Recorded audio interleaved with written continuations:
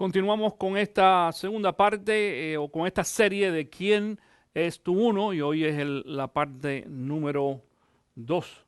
Ya hay algunos que están bastante adelantados con eh, esta meta que nosotros tenemos.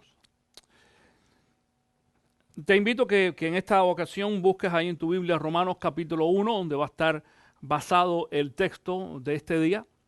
Romanos 1, del 14 al 16, y yo voy a leer a ver lo que nos dice a nosotros la palabra. Y en este texto, quiero decir, en este texto que vamos a leer en esta mañana, vamos a descubrir algo esencial que nosotros necesitamos para poder compartir el Evangelio con las personas con efectividad. Y con efectividad voy a decir lo siguiente antes. Atención con esto. Efectividad no quiere decir de que la persona reciba a Cristo. Efectividad quiere decir de que tú puedas compartir el mensaje con la persona. ¿Okay? El resultado del predicar el Evangelio de Cristo no está en las manos nuestras, está en las manos de Dios. La responsabilidad nuestra es compartir a Cristo con las personas, invitarlos a la iglesia. Si la persona rechaza, no te está rechazando a ti, estás rechazando ¿a quién? A Cristo, a Jesús, a Dios. Es un rechazo a Dios y no a nosotros. Así que el éxito nuestro está no en lo que la persona decide hacer, el éxito nuestro está en lo que nosotros hacemos para poder compartir el Evangelio con la persona. Dice Romanos capítulo 1, conversando en el versículo 14. Estoy en deuda con todos, sean cultos o incultos, instruidos o ignorantes. De allí mi gran anhelo de predicarles el Evangelio también a ustedes que están en Roma. A la verdad, no me avergüenzo del Evangelio, pues es poder de Dios para la salvación de todos los que creen, de los judíos primeramente, pero también de los gentiles. Ahora, ahí en tu Biblia vamos en esos dos versículos vamos a descubrir una palabra clave que es en la cual vamos a estar trabajando hoy, y es la palabra anhelo. Fíjate, circúlalo allí en tu Biblia, la palabra anhelo, porque dice, de allí mi gran anhelo de predicar el Evangelio. Ahora, yo estoy leyendo en este día de la nueva versión internacional. Y tú a lo mejor, si tienes otra versión, vas a decir, pastor, pero la versión mía dice algo diferente. Bueno, vamos a ver lo que dice y yo te voy a explicar. Por ejemplo, la nueva traducción viviente, que a mí me gusta mucho también, es una traducción, quizás una de las últimas traducciones que se hicieron para el vocabulario de las personas que quizás no tienen este vocabulario cristiano. Dice, estoy ansioso. Estoy ansioso. Sin embargo, la Reina Valera, que es la 1960, que es la que la mayoría de la gente usa ahora, dice, pronto estoy. Pronto estoy. Pronto estoy quiere decir estoy listo. Hay algo que lo está moviendo a Pablo para poder compartir el Evangelio. Y acuérdate de que esta carta a los romanos es la carta que Pablo le escribió a la iglesia en Roma. Todavía él no había visitado aquel lugar y les escribe para poder ir a visitarles y compartir el Evangelio. Eventualmente, no solamente Pablo tiene la oportunidad de viajar a Roma, lo hace en una forma diferente a la cual él planificó, porque llegó allí preso, sufrió y murió en Roma también, decapitado, pero tuvo la oportunidad de poder compartir el Evangelio allí con aquella gente. El anhelo en nuestro corazón, el deseo en nuestro corazón, y no importa la palabra que tú uses, mi querido hermano, quiere decir, expresa qué es lo que nosotros sentimos interiormente por otra persona para poder compartir el Evangelio. Ahora, escucha esto. Si tú dices, pastor, yo en realidad no siento nada por compartir el Evangelio con alguien, ¿y qué pasa con tu familia, por ejemplo? Piensa en tus familiares. ¿Cuántos de tus familiares no conocen a Cristo? Y si no conocen a Cristo, no van a ir al cielo. Piensa eso. En algunas ocasiones estamos hablando de mamá, papá o hermanos o hijos. Para algunas personas, inclusive esposos, esposas o esposos. Y yo tengo gran sentir en mi corazón por aquellas parejas que sus esposos no son cristianos. Porque si tu papá o tu mamá no son cristianos, o tus hijos no son cristianos, o algún otro familiar no es cristiano, no quiere decir que sea fácil, pero es más fácil de llevar que si tu esposo o tu esposa no son cristianos, no es cristiano. Piénsalo. Porque es la persona con quien tú convives, con quien tú más tiempo pasas. Y si esa persona no es creyente, déjame decirte, si tú estás en el proceso, atención con esto, si tú estás en el proceso de crecimiento, de renovación, de aprender la palabra, va a ser muy difícil en muchas ocasiones que tú te puedas comunicar con tu esposa, con tu esposo, porque él o ella no entienden lo que tú estás entendiendo. Una de las cosas que la Biblia o la palabra de Dios debe de hacer en nuestros corazones es, comienza con nuestro corazón, pero transforma nuestra mente. ¿Estás conmigo? Transforma nuestra mente. Por ejemplo, casos típicos como la cuestión de la ética. ¿Cómo nosotros manejamos la ética? Cuando venimos generalmente a Dios, si no fuimos educados correctamente, no vamos a ser personas éticas. La mayoría de las personas que no conocen a Cristo no son personas éticas. ¿Está conmigo? Ahora, no estoy hablando de todo el mundo. Yo he conocido en algunas personas que no conocen al Señor un nivel de ética mucho más alto que algunos que conocen a Cristo.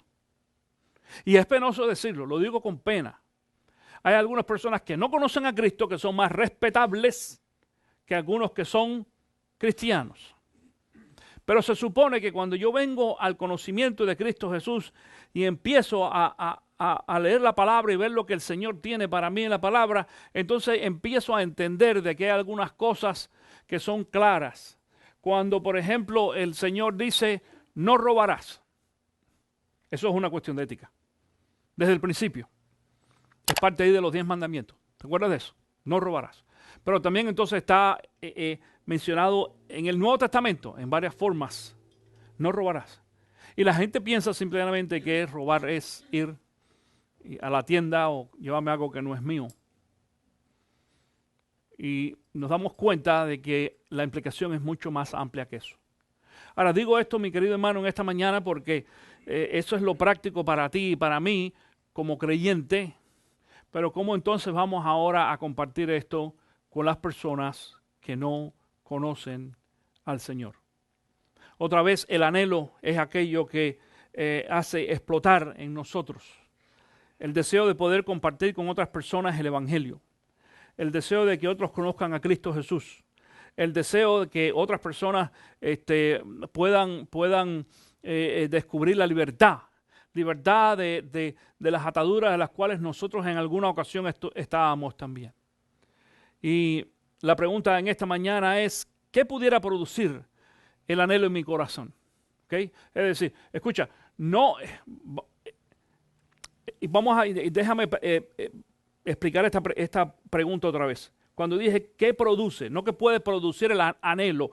¿Cómo yo puedo obtener anhelo? Bueno, el anhelo solamente lo vas a recibir a través de Dios. Dios es el único que va a poder poner anhelo en tu corazón. No lo puedo hacer yo como pastor, ni lo puede hacer nadie. Ahora, hay algunas cosas que solamente vienen de Dios. Esta es una de ellas. Otra de las cosas, por ejemplo, que también la palabra dice, por ejemplo, cuando habla acerca de la sabiduría. Si alguien quiere sabiduría, ¿qué dice? Pídasela a Dios. Pídasela a Dios. Hay algunas cosas. Escucha, la sabiduría no viene con venir a la iglesia. La sabiduría no viene con que tú diezmes. La sabiduría no viene porque tú eres cristiano simplemente. Es un proceso de crecimiento donde las personas tienen el interés. Objetivamente, tenemos que ser objetivos en las cosas. Tenemos que ser también, decimos, con propósito. Tenemos que tener un propósito, una intención, intencionales en las cosas. Y si tú le dices a Dios, Señor, yo creo que tú pongas en mi corazón el anhelo de poder compartir el evangelio con la gente lo va a hacer. Es decir, Dios lo va a hacer.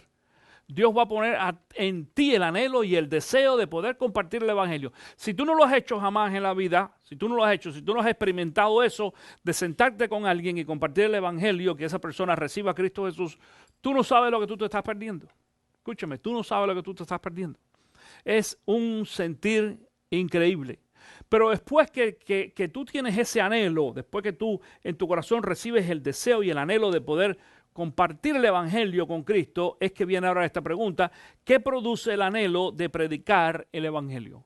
que produce el anhelo de predicar el evangelio, y tú vas a tener la oportunidad de poder llenar allí los espacios en blanco en tu hojita. Número 1, lo primero es relevancia. Relevancia. Esta quizás sea una palabra que no se use mucho en el español y que tú digas, pastor, pero ¿y esto qué quiere decir? Y el resto del punto dice relevancia cuando podemos ser capaces de llevar la palabra de Dios a las personas que no conocen a Cristo. La palabra relevancia significa algo importante o significante. Algo importante. Tú no has estado hablando con alguien de pronto sobre algún tema interesante, importante, y la persona te dice algo irrelevante. ¿Sabes lo que quiere decir irrelevante? Que no tiene ningún sentido. Yo recuerdo en una ocasión que yo estaba en un estudio bíblico y el estudio bíblico estaba, wow, y todo el mundo pregunta y respuesta, y de pronto alguien levantó la mano. Pastor, yo tengo una pregunta. Sí, hermano, ¿qué? ¿Usted cree en los extraterrestres? Así me dijo, ¿usted cree en los extraterrestres? Y yo me quedé así como, ¿y esa pregunta de dónde viene? ¿Qué tiene que ver los extraterrestres con lo que nosotros estamos aquí viendo? No es que yo estaba pensando lo que me estaba queriendo decir. A mí no me interesa lo que usted está enseñando hoy. Yo quiero saber algo sobre los extraterrestres. Eso es algo irrelevante. Porque pudiera ser en alguna ocasión interesante. Y mira la diferencia. Pudiera ser interesante, pero no importante. Las cosas relevantes son cosas que tienen importancia. Cosas que tienen significancia. Y la vida de una persona es algo más que importante.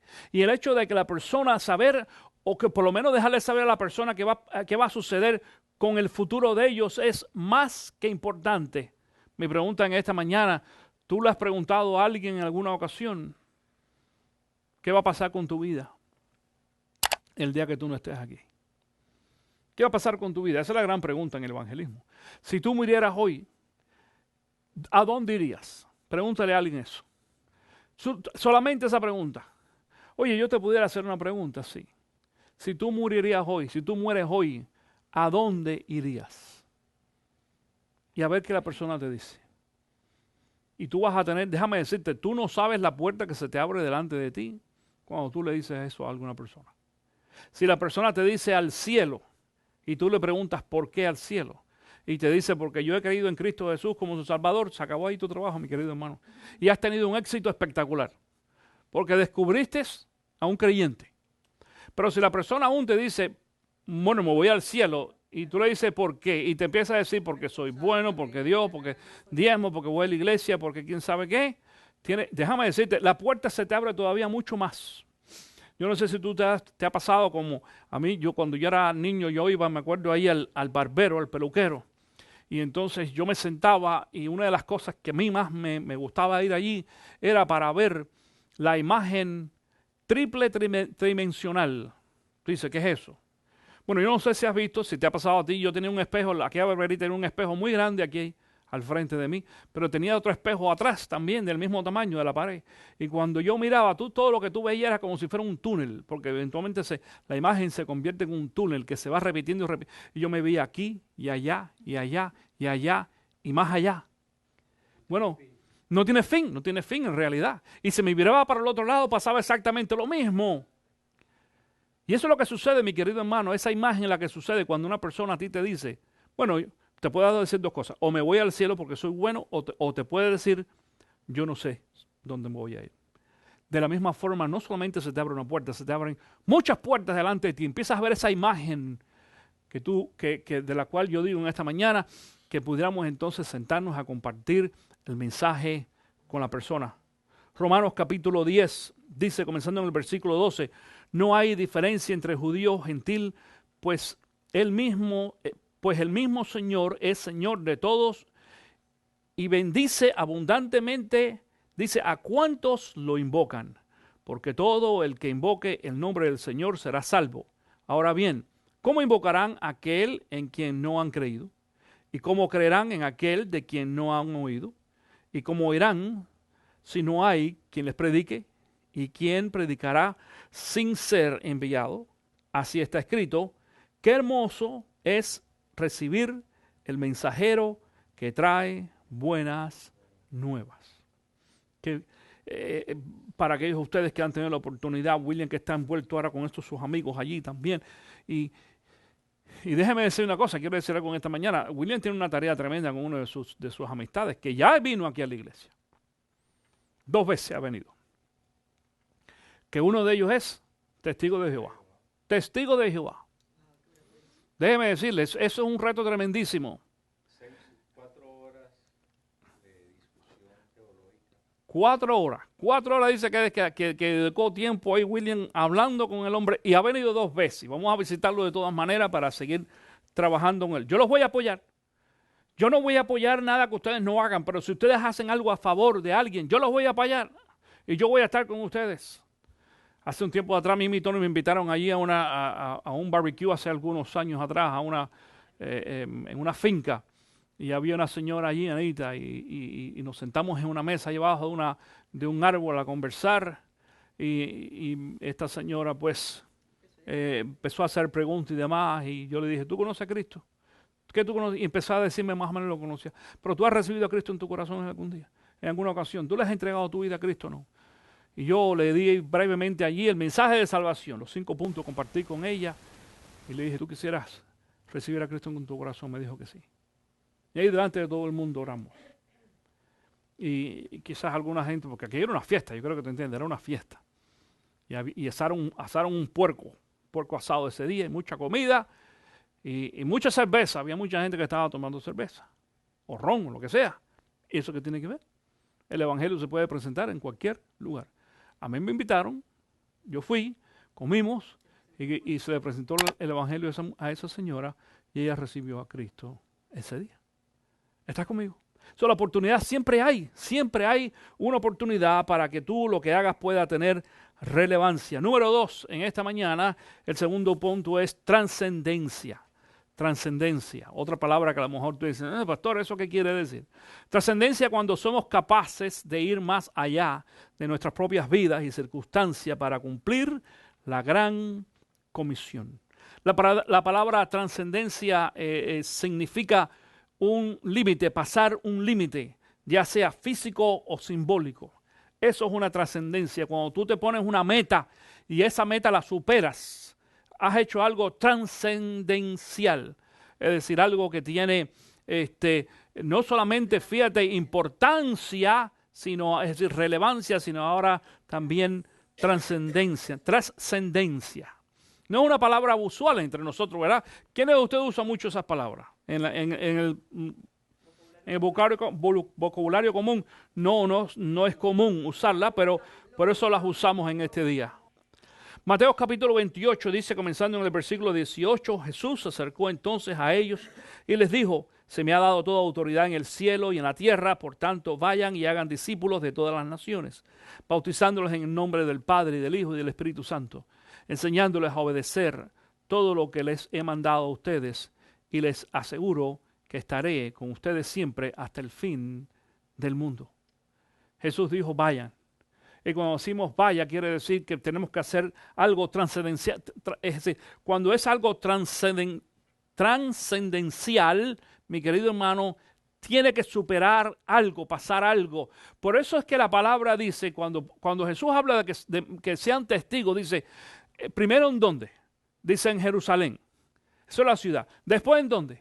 Samaria. Samaria era, podemos decir, como el estado. ¿Ok? Y después ¿dónde dice? Y en todo el mundo.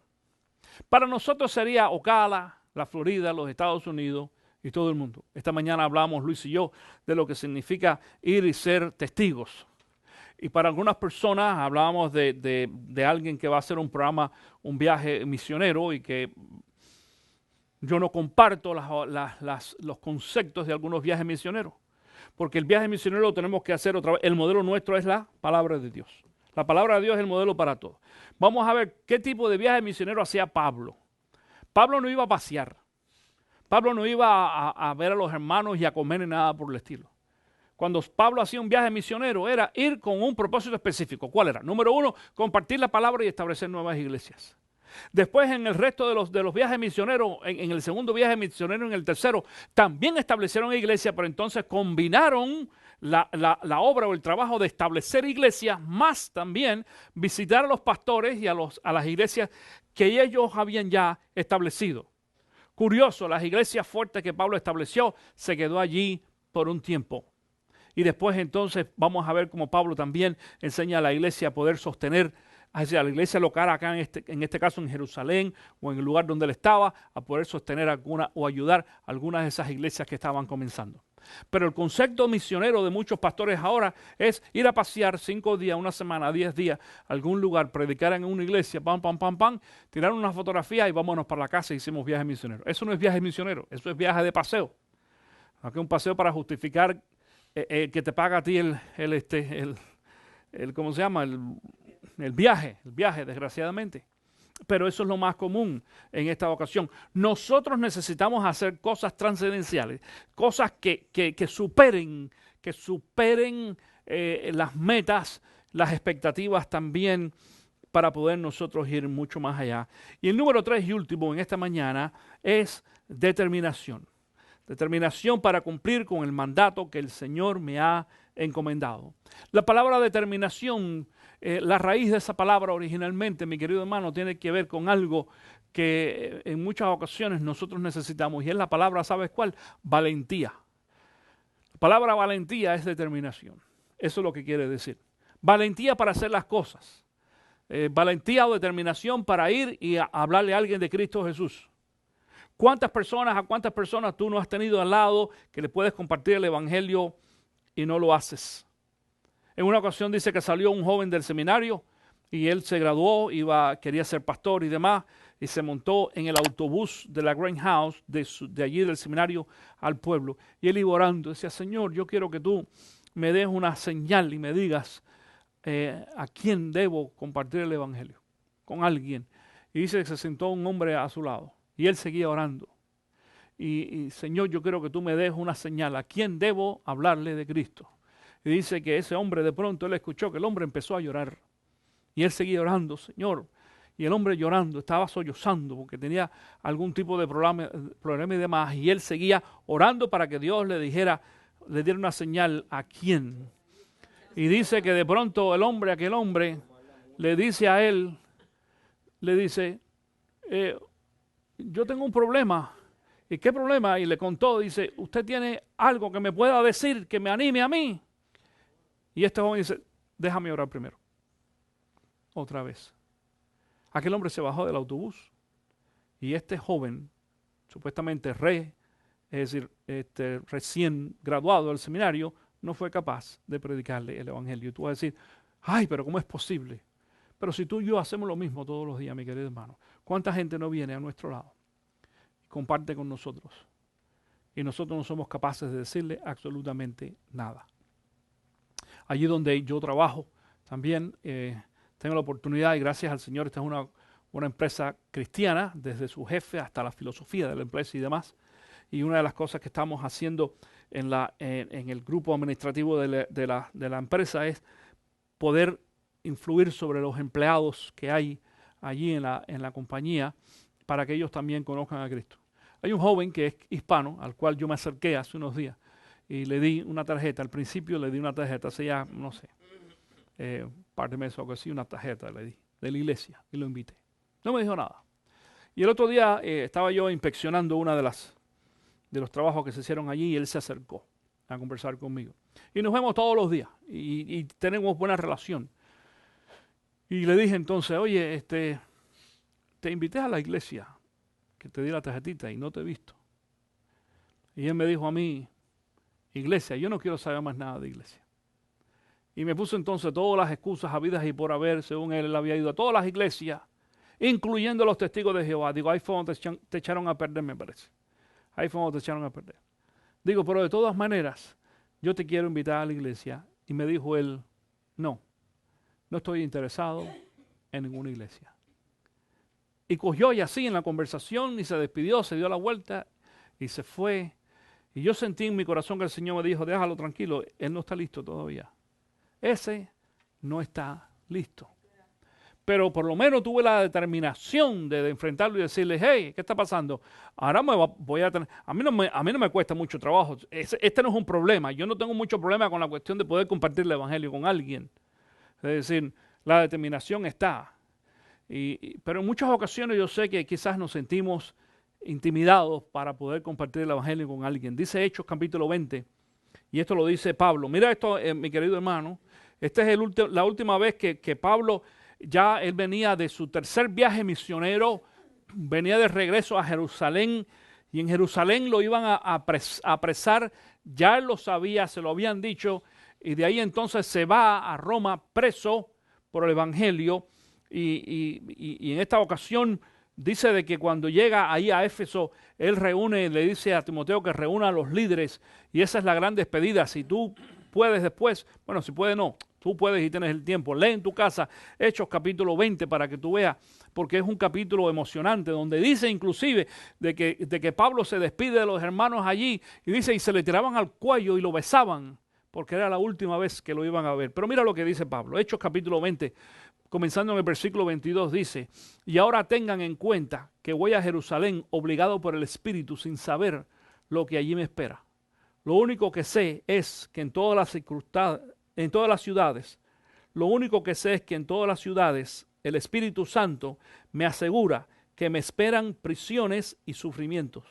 Sin embargo, considero que mi vida carece de valor para sí mismo, con tal de que termine mi carrera y lleve a cabo el servicio que me ha encomendado el Señor Jesús, que es el de dar testimonio del Evangelio de la gloria de Dios.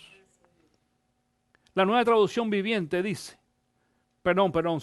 que es el de dar testimonio del Evangelio de la gracia de Dios. La Nueva Traducción Viviente dice en ese texto, la tarea que me ha asignado el Señor. Me llama mucho la atención. Pero déjame decirte una cosa, esta no es una tarea que Dios le asignó solamente a Pablo. Dios le ha asignado esta tarea a todos nosotros, porque cuando Jesús asciende, allí en ese versículo 28, Mateo 28 que leí anteriormente, cuando Jesús asciende y están allí, dice que 120 de sus discípulos, esos no eran los pastores, mi querido hermano. Y Jesús no le habló solamente o le dejó ese mandato solamente a los apóstoles o a los pastores. No, a los discípulos. Discípulo es todo seguidor de Cristo. Todo creyente es un discípulo. Tú y yo somos discípulos de Cristo y el mandato es para todos nosotros. Para todos nosotros es la responsabilidad de ir y compartir el evangelio con el resto de las personas. Con aquellos que la persona aún más difícil.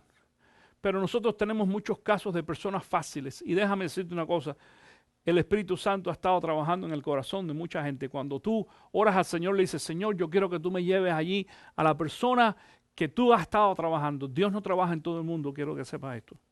Dios no está trabajando en todos. Es más, la palabra dice de que no todos entrarán en el cielo, en el reino de los cielos. Entonces nosotros cuidadosamente tendremos que identificar quiénes sí entrarán en el reino de los cielos, porque el Dios está trabajando en ellos. Y Dios a través de su Espíritu ya está tocando el corazón y decimos está abonando la tierra para que tú vengas y siembres. Entonces allí el mensaje de salvación. Pero depende de nosotros que hagamos esta decisión. Otra vez, piensa en esta semana, ¿quién es tu uno? ¿A quién Dios ha puesto? Porque Dios ha puesto a alguien a tu alrededor para que tú escojas y digas, este va a ser mi uno, a quien yo voy a ganar para Cristo Jesús. Que el Señor te bendiga.